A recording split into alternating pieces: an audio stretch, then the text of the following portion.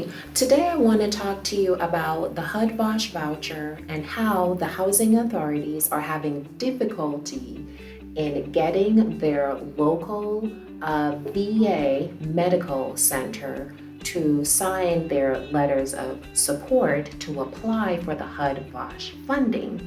So some of the VA medical centers are in fact signing these mandatory letters, but a lot of the local VA medical centers are not signing the mandatory letter of support so that the Public Housing Authority can apply for HUD VASH vouchers, housing choice vouchers to house homeless veterans and their families. So these letters are mandatory in the application. And so if the housing authority does not have this letter signed, then they are not able to apply.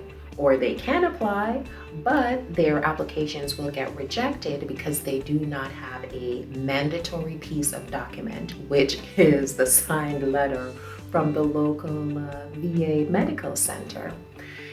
As a result, millions of dollars actually goes back to HUD every year in HUD VASH program funding that should be awarded to the public housing authorities, but they're not awarded to the public housing authorities because the public housing authorities have not been able to get their letter signed by the local VA in order to apply for this well-needed funding.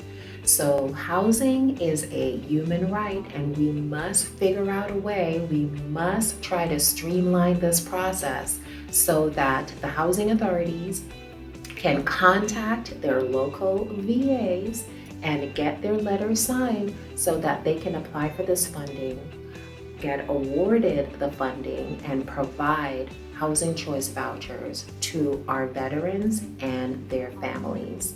Remember, the grant due date is September the 15th, 2023.